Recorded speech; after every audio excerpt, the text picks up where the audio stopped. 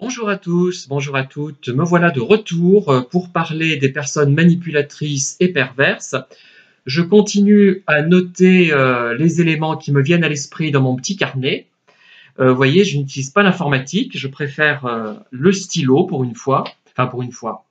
Il est vrai que j'utilise beaucoup l'informatique, mais pas pour ce genre de choses. Et je raye les thèmes que j'ai abordés ou que je ne veux plus aborder parce que je ne vois plus les choses de la même manière à présent.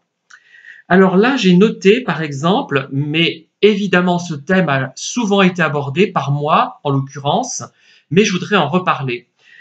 Parler du large réseau des contacts que peut avoir le pervers ou la personne manipulatrice. On va parler plutôt de gens manipulateurs parce que on peut avoir affaire à différents types de profils. Et d'ailleurs, il y a un thème qui me revient. Il ne faut surtout pas que je l'oublie, je l'ai noté ailleurs. Hein. Et vous voyez, je ne suis pas sérieux, j'ai noté ça quand j'étais au travail, sur un post-it, et j'avais 3 thèmes intéressants.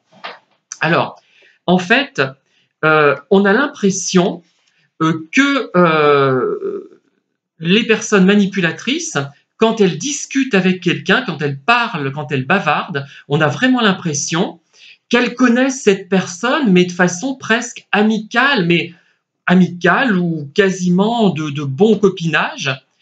Et ensuite, quand le pervers ou la perverse ou la personne manipulatrice est partie de l'endroit où vous étiez, vous vous rendez compte que ce n'était pas le cas.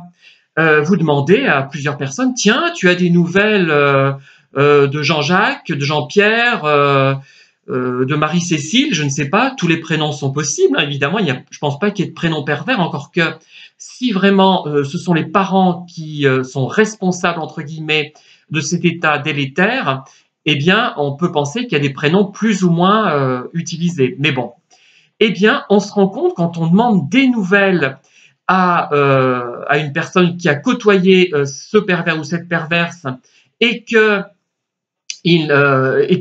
la relation vous semblait en fait amicale quasiment, eh bien, vous vous rendez compte que non, j'ai plus de nouvelles depuis longtemps.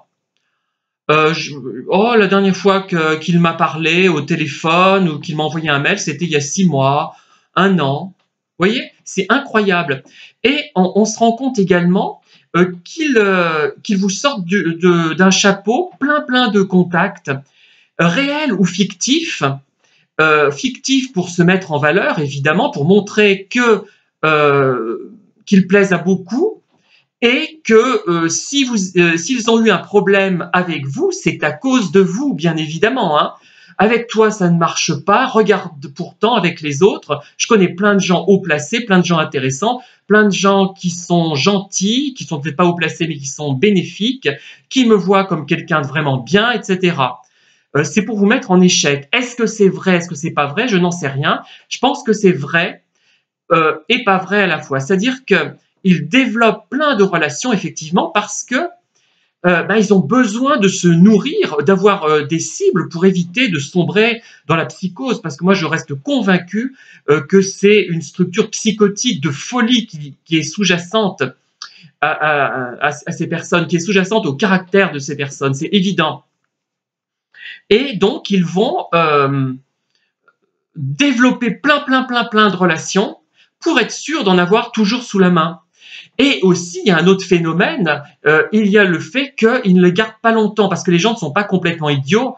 Ils ne sont pas aussi idiots que moi, par exemple, hein, qui est conservé parfois, mais je ne connaissais pas forcément le sujet. J'ai pas eu toujours cette excuse, hein, malheureusement. Plein de gens toxiques, qui ne sont pas d'ailleurs forcément pervers ou perverses, mais qui sont profondément manipulateurs et toxiques. Hein. Et donc ils les perdent. On n'est pas con à ce point-là. Au bout d'un moment, on se rend compte des choses. Hein. Et il faut en trouver d'autres. Il faut en avoir toujours sous la main. C'est une sorte de fuite en avant en permanence. Une recherche permanente de contacts, une recherche permanente de faux contacts. On les invente au besoin pour servir la cause, pour manipuler quelqu'un, pour le dénigrer. On s'invente des contacts que l'on peut avoir. Ah ben tu vois, avec un tel ou une telle, la relation fonctionne très bien, mais ce n'est qu'avec toi qu'elle ne fonctionne pas. Voilà.